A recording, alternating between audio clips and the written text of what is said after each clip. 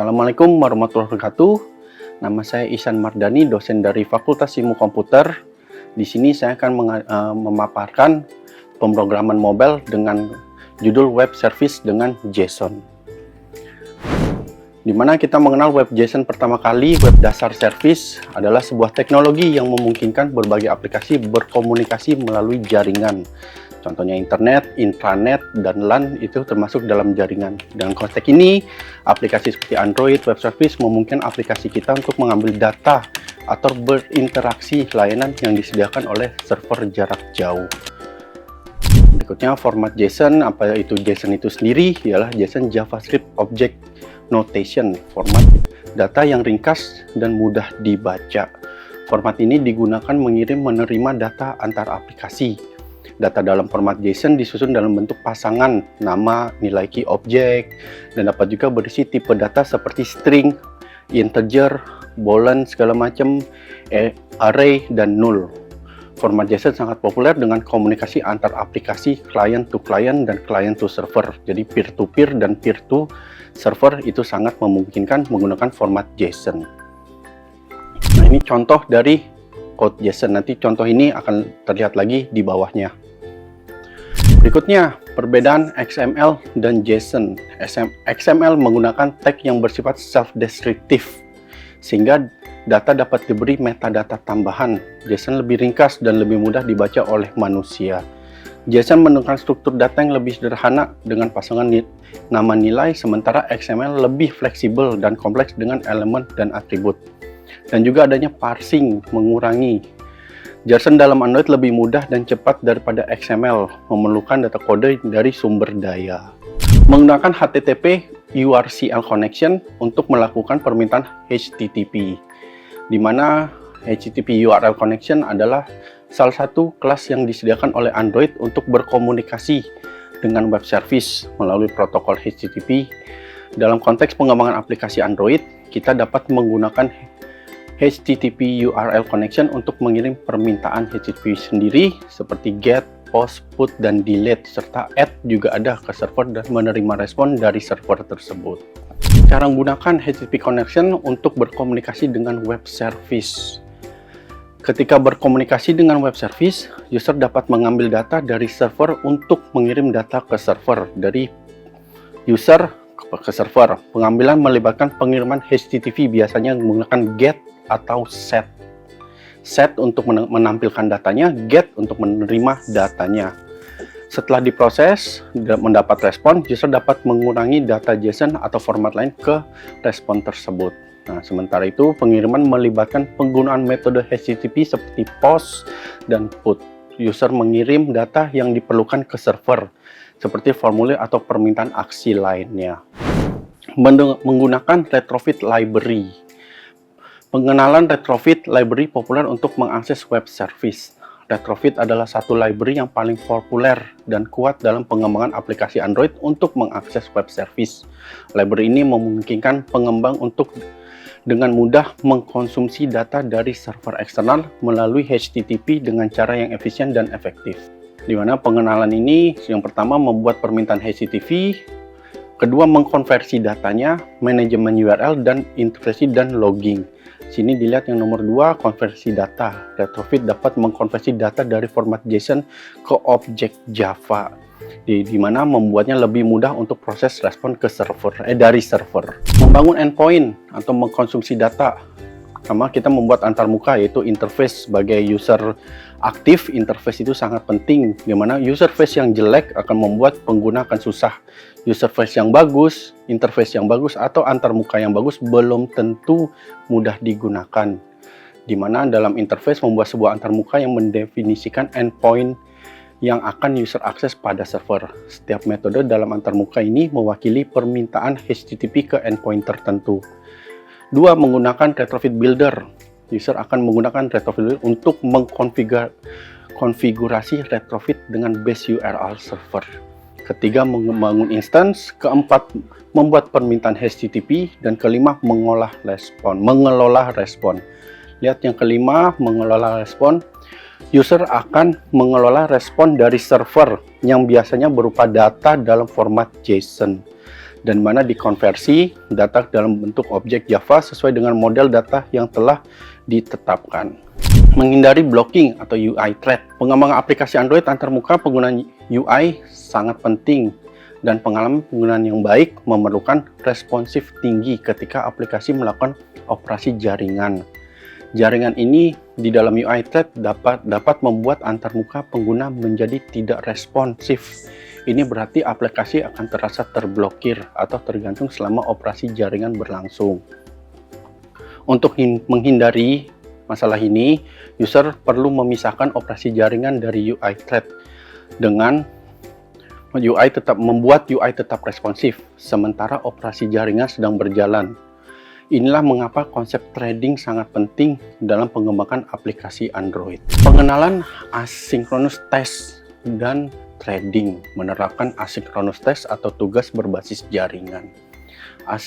Asynchronous task adalah salah satu mekanisme yang digunakan dalam Android untuk mengatasi masalah threading.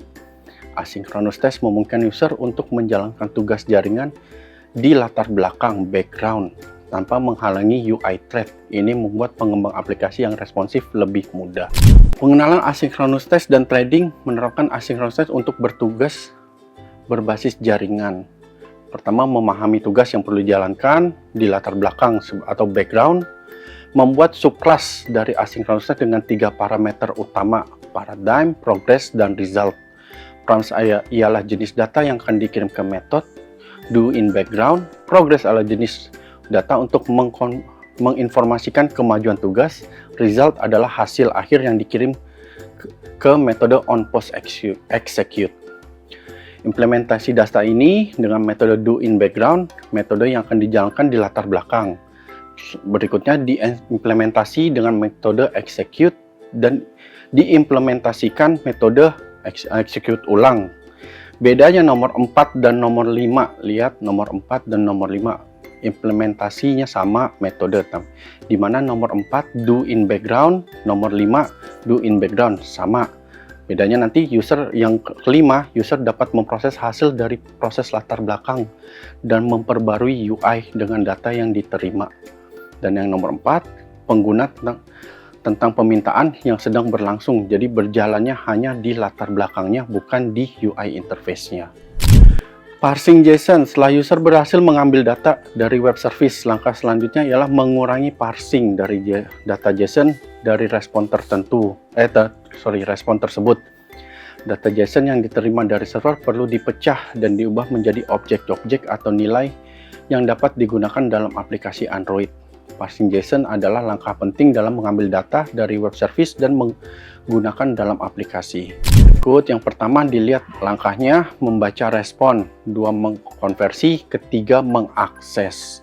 Bagian penting dari JSON ialah konversi, di mana konversi JSON harus dirubah datanya menjadi objek struktur Java dulu. Sebelum dia dapat diakses, dia harus dirubah menjadi Java terlebih dahulu. Karena respon dari web service, dia hanya menerima Java, bukan sebagai JSON code.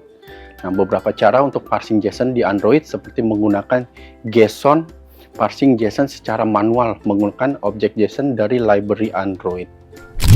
Menampilkan data ke UI, user interface. Setelah user berhasil mengurangi data JSON, langkah selanjutnya adalah menampilkan data tersebut ke dalam UI atau antarmuka. Ini kita yang menentukan sebagai aplikator apa saja yang tampil saat kita login. Membuat sebuah halaman login atau menginisiasi sebuah login, itu 2 input yang kita masuk, username dan password. Tandanya itu yang udah kita tentukan untuk hal yang bisa tampil pada UI atau UI interface. Langkah pertama, mengidentifikasi elemennya. Kedua, mengisi elemen. Ketiga, menggunakan adapter. Lihat yang nomor ketiga, jika diperlukan saja. Jika user ingin menampilkan data dalam bentuk daftar, mungkin perlu menggunakan adapter seperti array adapter, di mana untuk mengumpulkan data dengan elemen UI. Jadi dalam ini adapter diberikan akses dari database atau dari JSON code-nya sendiri untuk ditampilkan kepada user interface, dan data-data yang ditampilkan itu hanya data yang dapat diakses dan diberikan oleh aplikator, bukan sebagai user ingin melihat semua data yang ada dalam aplikasi, karena itu hak akses tetap harus diberikan oleh si pembuat coding atau si JSON code-nya. Mengelola koneksi jaringan, jadi menangani permintaan yang gagal. Dalam pengembang aplikasi Android yang berkomunikasi dengan web service, ada kemungkinan bahwa permintaan ke server tidak akan selalu berhasil. Beberapa alasan umum yang dapat menyebabkan kegagalan permintaan jaringan tersebut: koneksi internet yang buruk, server tidak sedia, atau kesalahan pada sisi server. Untuk memberikan pengalaman yang baik kepada pengguna aplikasi, penting mengatasi permintaan yang gagal yang benar. Permintaan yang gagal ini sangatlah banyak kemungkinan yang tidak berhasil. Contoh, salah password. Permintaan bukan berarti gagal. Permintaan masuk, namun server memberikan kode bahwa adanya kesalahan dalam input. Dan hal ini tidak bisa dijadikan permintaan yang gagal. Permintaan yang gagal aksesnya kepada jaringan. Yang pertama, internet yang buruk. Itu udah pasti ada permintaan gagal. Kita melogin ulang, berulang lagi kita coba. Saat internetnya buruk atau adanya masalah pada server itu sendiri, itu tidak akan masuk. Nah, itu yang dinamakan permintaan gagal. Bukan berarti salah password, salah user itu sebagai permintaan yang gagal. Mengelola kesalahan dalam respon. Saat komunikasi dengan web service, respon yang diterima dari server tidak selalu sempurna. Respon mungkin tidak sesuai dengan format yang diharapkan atau server mungkin mengirim kode kesalahan. Penting untuk dapat mengidentifikasi dan mengelola kesalahan ini dengan benar. Mengelola kesalahan dalam respon. Memeriksa kode HTTP, kode status HTTP, dan respon adalah petunjuk awal tentang apakah permintaan berhasil atau gagal. Kode status seperti 200 umumnya, kode 400 sekian, 500 sekian menunjukkan kesalahan. Itu kesalahan juga ada parsing kesalahan atau tindakan berdasarkan jenis kesalahan. Bergantung pada jenis kesalahan, user ingin pengguna mencoba permintaan ulang atau mengambil tindakan lain untuk mengatasi masalah. Menaruhkan caching data. Caching data adalah praktik menyimpan data sementara di dalam aplikasi user untuk mengurangi ketergantungan pada web service eksternal. Ini dapat membantu mempercepat akses data dan mengurangi penggunaan bandwidth jaringan. Untuk melakukan caching data dalam aplikasi Android, user dapat menggunakan SQLite database yang merupakan database relasional ringan yang terintegrasi dengan platform Android. Langkahnya, membuat skema database sama seperti langkah-langkah dalam membuat sebuah data atau membuat sebuah SQLite. Membuat dataset itu sama 5 langkah yang harus kita bikin. Membuat skema database, membuka, menyimpan, dan mengambil. Nah, ini 4 hal ini dulu dilihat, semuanya hal yang sama dan yang umum. Membuat, membuka, menyimpan, mengambil. Yang terakhir ialah memperbarui untuk update. Banyak sekali namanya database tidak diupdate atau datasetnya tidak diupdate. Itu dilihat dari perkembangan zaman yang maju. Data masih menggunakan data yang sama, belum data yang baru atau data yang terbaru. Ini memperbarui data atau mengimplementasi data, menyimpan data, semuanya mungkin hal yang baru karena data yang baru yang masuk dan data tidak diupdate. Nah, data dalam chat perlu diperbarui sesuai dengan kebutuhan seperti pengguna yang usang atau refresh secara berkala. Mempercepat akses data. Caching dataset SQL database mempercepat akses data dalam aplikasi user. Namun, perlu diingat, cache perlu dikelola dengan baik. User memastikan cache selalu up to date dan tidak menghasilkan data yang usang pada pengguna. Data yang usang, data yang lama itu tidak bisa digunakan lagi. Jadi otomatis data selalu harus diperbarui. Menangani autentikasi keamanan adalah proses verifikasi identitas pengguna atau aplikasi sebelum memperoleh akses ke data atau layanan tertentu dari web service. Langkahnya seperti biasa, saat kita membuat sebuah username dan password, kita meregistrasi, mengirim token kunci, dan sama memverifikasi. Menjaga data sensitif, saat kalian membuat password, jangan menggunakan ulang tahun, menggunakan nama, atau nomor-nomor yang ada urusan dengan pribadi kalian. Data sensitif seperti informasi pengguna, kata sandi itu harus dilindungi dengan benar agar tidak jatuh ke tangan yang salah. Menjaga data, penggunaan HTTPS, ada security, pastikan bahwa komunikasi antar aplikasi, user, dan server web service dilindungi dengan SSL atau TLS. Kedua, penyimpanan data sensitif. Ketiga, enkripsi data. Dan 4, pengaturan izin siapa saja yang bisa menggunakan, diperlukan penggunaan saat mengakses. Ini contoh data JSON. Lihat data JSON yang pertama. Kita lihat datasetnya dulu. Dataset yang kita bikin yaitu field yang pertama ialah number, name, birth date, position, international, team, dan poster. Lihat itu dataset. Jadi kalau dalam data itu fieldnya. Jadi kalau misalkan dari Excel di kolomnya itu yang harus kalian bikin. Di SQL kolomnya itu yang kalian bikin dengan menderet mundur ke kanan. Nomor, name, birth date. Berikut isi data. Isi data yang pertama di sini sebagai contohnya pemain bola. Sini datanya, data 1 Aaron, data kedua ialah